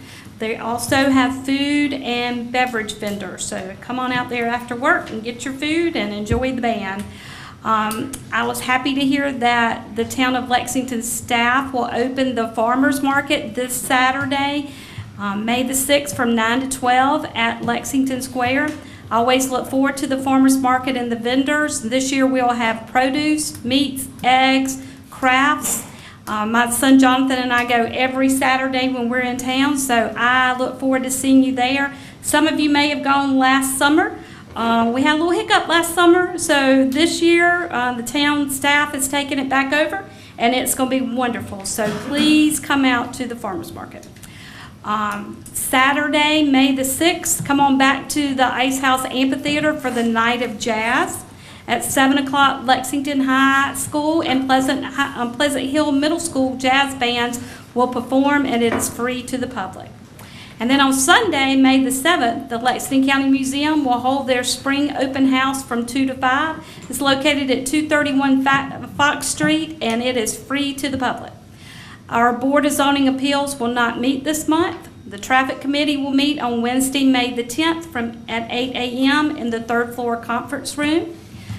Get your tickets for the Wine Walk on Main for May the 13th by going to the webpage www.lexingtonwinewalk.com. The tickets are $40, and it'll be a great event at the new location, you know it, the Ice House Amphitheater. Council will meet again on May the 15th for our council's work session at a delayed time of 6:30 in the Eli Mack room. The Planning Commission will meet on May 17th at 8 a.m. here in council chambers. My family is a baseball family, and one of my favorites is the Big South Conference Baseball Championship. It's back here in Lexington. The Lexington County Recreation and Aging Commission will host the 2017 tournament at the Lexington County Stadium May 23rd through the 27th.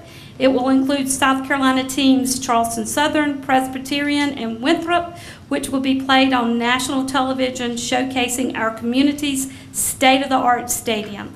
So for more information and tickets, go to www.lcrac.com. That's for Lexington County Recreation and Aging Commission. The Lexington Baptist Church Orchestra will perform a concert for Memorial Day on Sunday, May 28th at 6 o'clock at the Ice House Amphitheater. The performance is free to the public, so come on out, enjoy a beautiful night of orchestra music. Town Hall will be closed on Memorial Day, Monday, May the 29th. I just counted 6 events at the town's Ice House Amphitheater. If you haven't seen it, please plan to attend one of these events and enjoy this great venue. It is absolutely beautiful. It's a jewel in our downtown, so I hope you'll take advantage of the many events at the amphitheater. Thank you, Mr. Mayor. Thank you, Councilmember Manis. Anyone else have any other announcements for tonight's meeting? Yes, Mr. Williams. Mayor. Chief Green, I was at River Bluff for a soccer game and met with the current officers that are directing traffic out in front of River Bluff High School. They said that some of the adults are driving extremely fast when they top the hill, and they're having a hard time directing traffic. I was wondering if you can maybe do some traffic education out there, maybe with the little flashing sign that we have that tells folks how fast they're actually running, so maybe we can slow some of those parents up.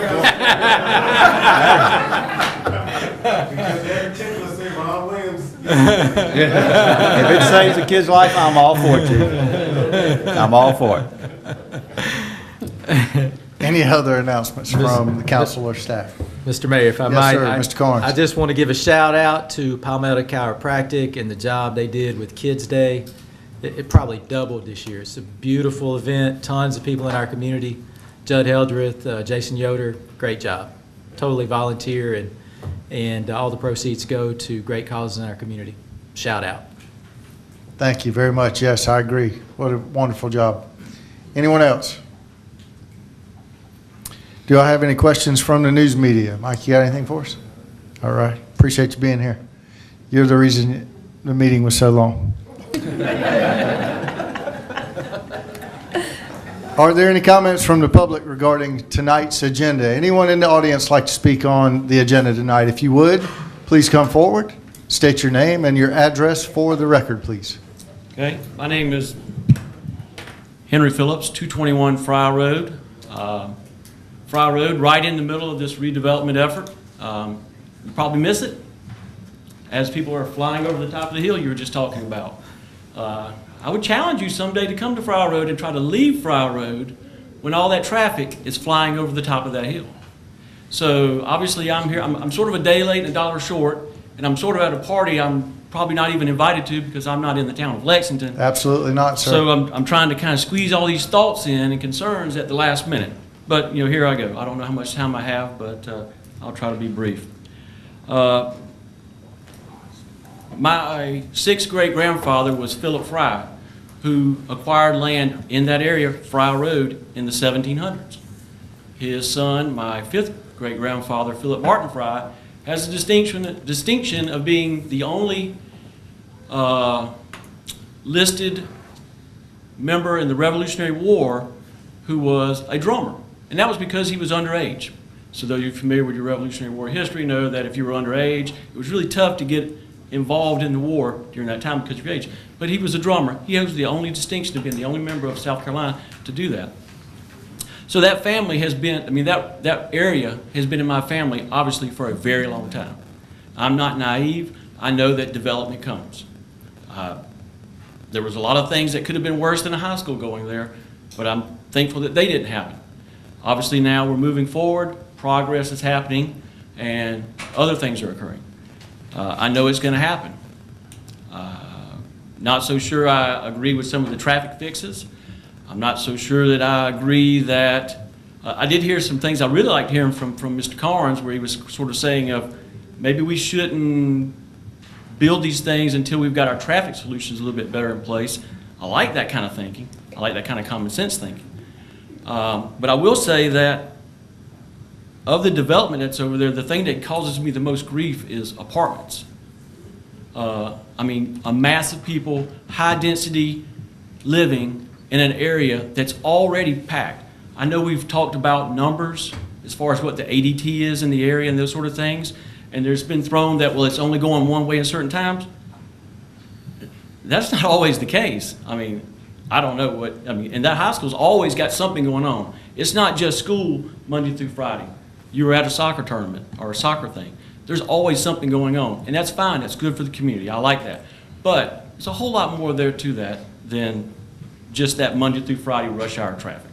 So the apartment complex really causes me grief because I sort of think of apartment complexes as a, you know, a ball you get, it's brand new, it's got air in it, it's nice, it's shiny, but that air starts to leak out.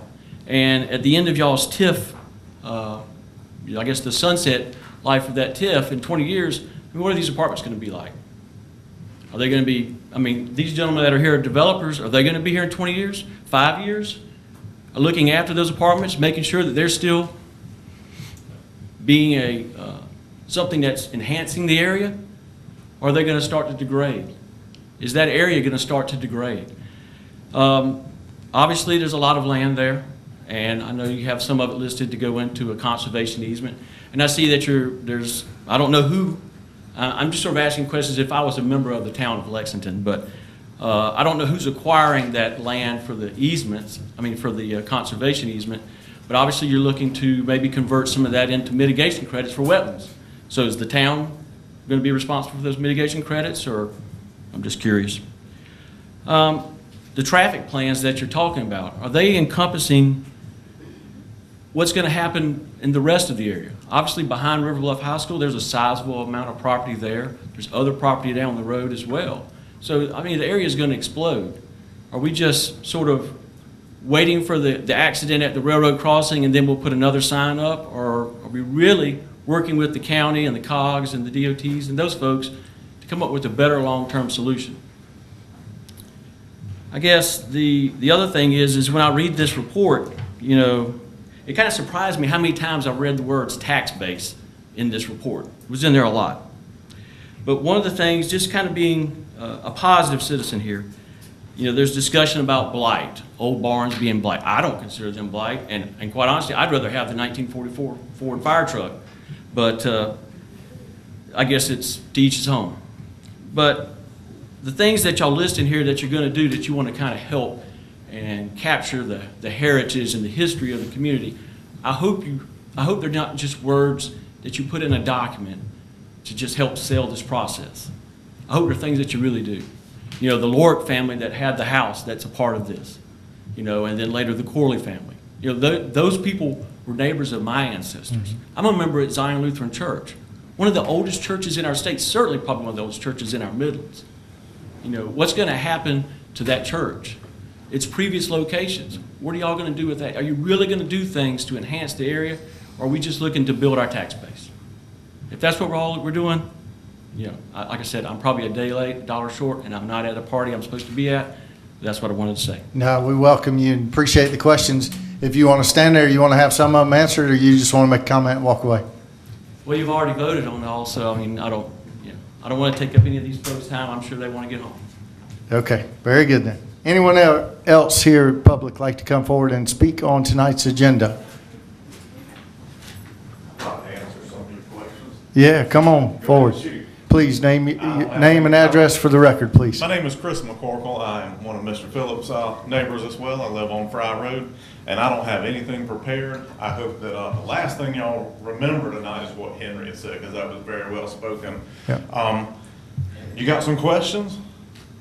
Anyone that you have want to any ask questions Henry? for And Mr. I'll McCorkle? see if I can field some of them.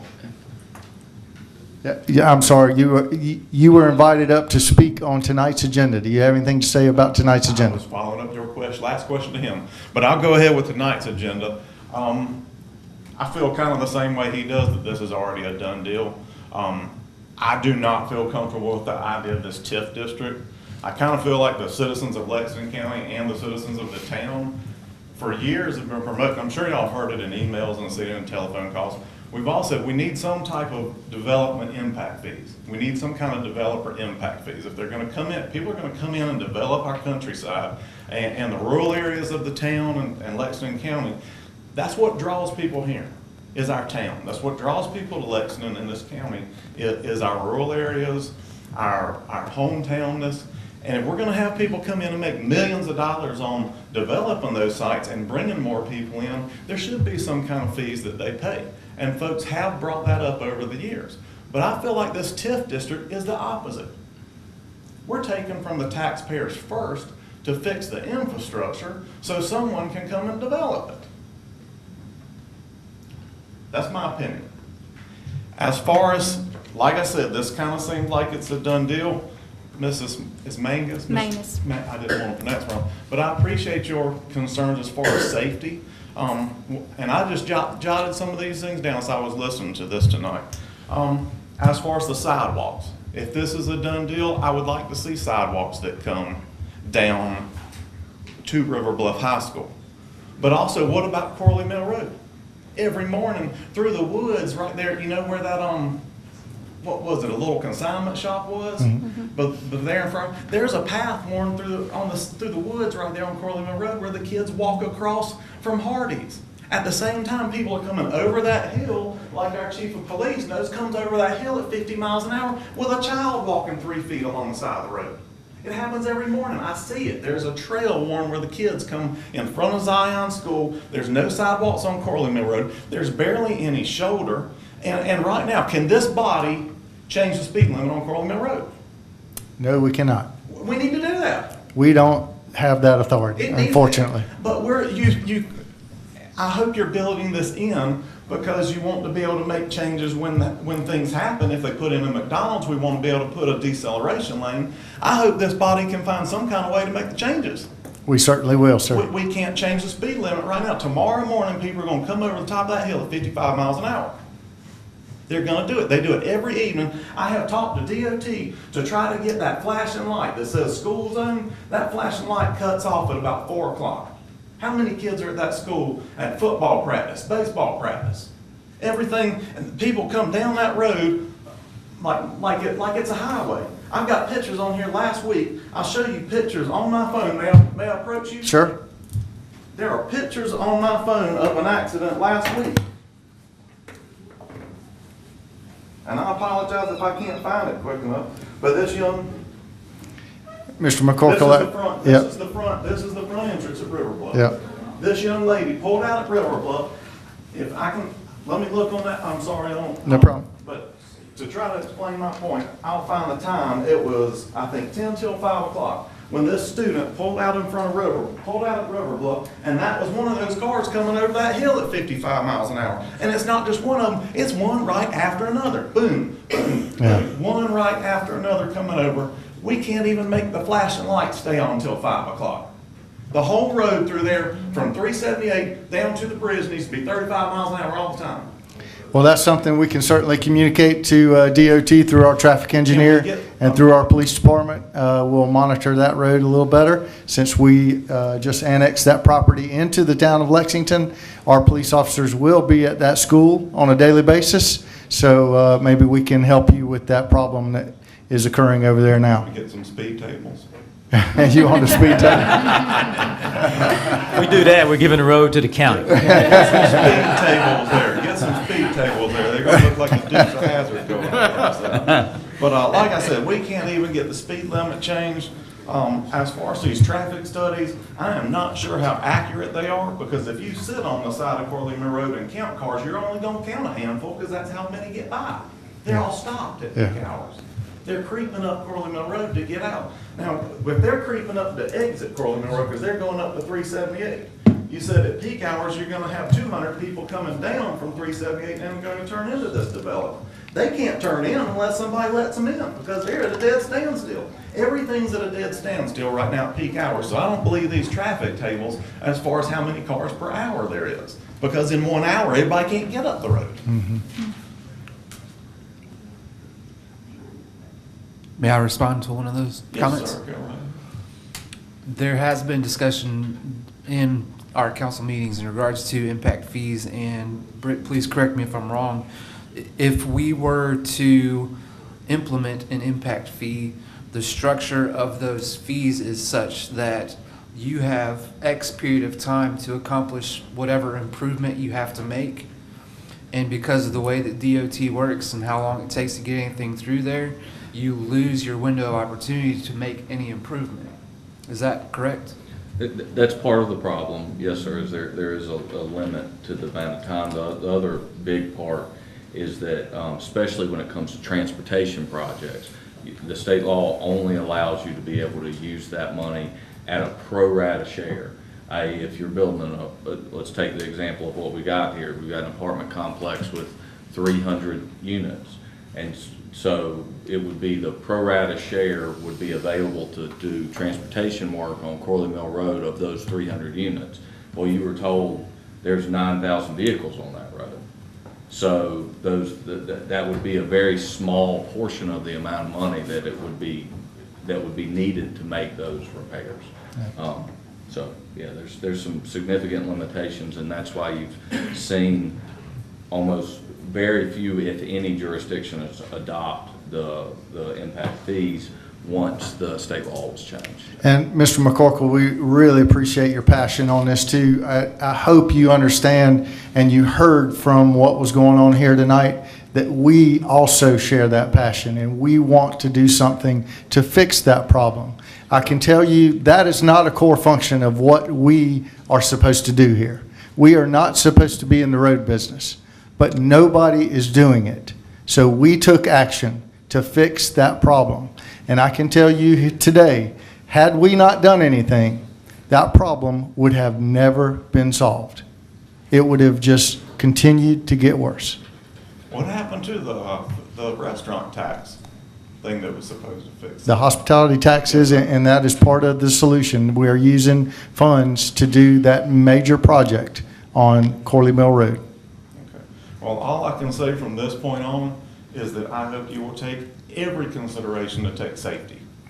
Absolutely. It's paramount. Absolutely. It's a high school, like I said, right now, there's no sidewalks on Corley Mill Road. There are children pulling out of that school until 5 and 5:30 in the evening every day. And there are cars coming over that hill at 50 and 60 miles an hour.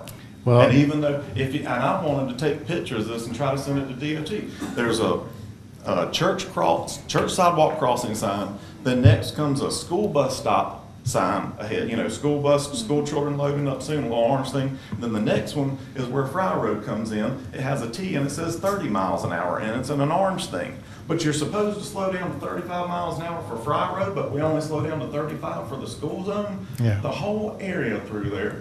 I hope y'all will do something with that. I mean, Well, get a shovel and start digging up the sign and put another one in there. Well, Have somebody do it. I'll do it. actually, now that we annexed that property into the town tonight, we can start making those suggestions to DOT, and we'll have a little more control on that area. Very well. Please push the sidewalk issue as far as those children getting across school. And I want you to think about something else. When those kids are up there pressing that button to stop all of Corley Mill Road, what's traffic gonna do in the morning when those kids are hitting that button? Yeah, probably have to be a crosswalk there. Yeah, there'll be a crosswalk and a stoplight, but think it's gonna stop those 9,000 cars that we have coming down there. Yeah. So there you go. We're kind of, are we fixing are we proposing a road fix to fix a situation that the development is just gonna in turn make it just as bad as it was?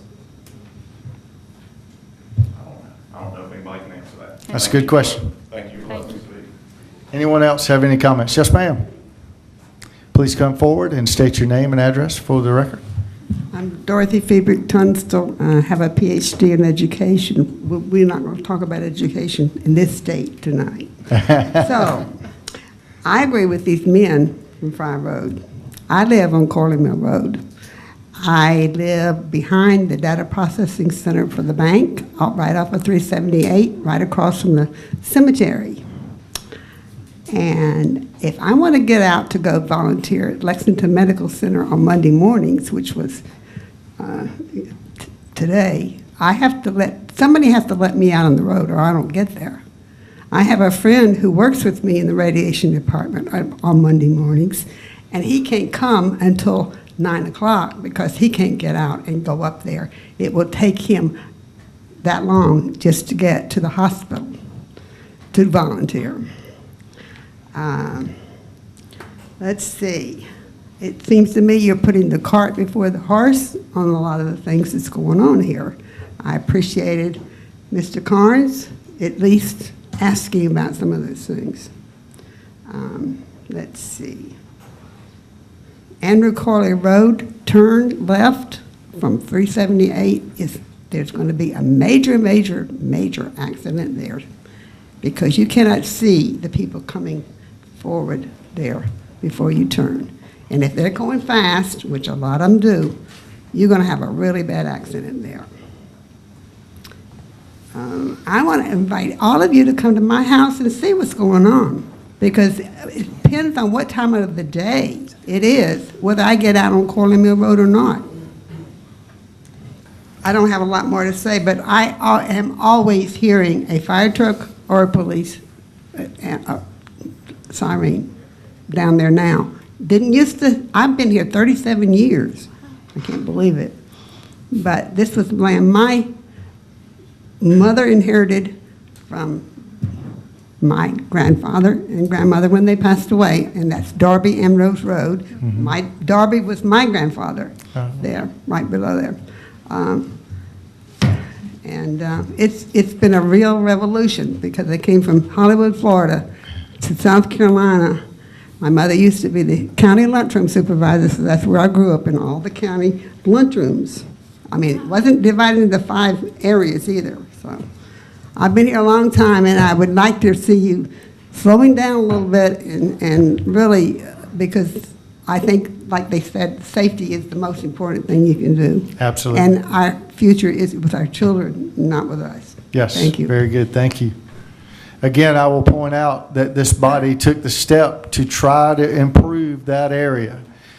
We had nobody on the state level, nobody on the federal level, nobody on the county level that was willing to do what needed to be done in that area, and we took steps to do that, and we hope with what we're doing will improve the lives for the people that live there and the people that come to visit there. Anyone else have any other comments? Yes, sir. Please come forward, state your name, address for the record. My name is Dan Corley. I live at 512 Millstream Road, which is just on the left side of the NX area, just NX. I don't have a comment either way about the district or anything, but I wonder if there's someone here that could explain what the conservation easement will look like when it's done, or does it look like it is, or? Mr. Poole, if you want. The simple answer is it'll look exactly like it does. I mean, that it basically protects that land from encroachment or development. Is the concrete dam going to be left in place and still? I'm sorry, I'm looking to the developer, to the representative of the owner. I'm actually happy to answer that question, and I'm here on behalf of the Corley family up here, and they will actually continue to own the area in which the conservation easement. And basically, what's going to happen is there's going to be as part of the conservation easement we're given to the Congaree Land Trust, and we're going to create a mitigation bank where we'll go do stream restoration for 12 to 14 mile creeks. They're going to be basically restored to their same area. The dam will actually go away. The whole thing's going to be taken away. And then also natural wetlands habitats can be reestablished in the areas in which the dam and the dikes that are in there have prevented. So basically what the goal is to reestablish it as if the dam was never there. And so that's what's going to happen. And we are 18 months, 2 years in with the Corps of Engineers. They've already got the prospectus done, filled, and we actually start baseline monitoring here in the next 6 months. Well, one reason I was asking is there's upside my property if I go out here, there's a runoff area that comes from all the ponds up on Coyle Road, and it comes right through my property here and into the conservation. Right. Is there any guarantee that all this will be left open so this water can still run? Oh, yeah, no, it'll be open because a lot of that's classified as, it's not going to be in the easement, but it's still classified as wetlands. And so we have wetlands delineation done on the whole project. So the wetlands outside of the conservation easement. Right now, that branch, you have old growth, oak trees and whatnot on each side, and in major storms, trees are falling down. Matter of fact, one just fell just 2 weeks ago. And if the branch gets clogged up and then the water starts backing up towards my house. That's one reason I was concerned about it. Yeah, I'm not familiar with that, but we'll sort of have to look at that and see. All right, appreciate it. Thanks. Any other comments? Again, I will tell you that the reason we passed the TIF was to improve the roads, the safety, to protect that area. to make things better for the people that live there, the residents of this town, the people that live in that area, and the people that visit that area.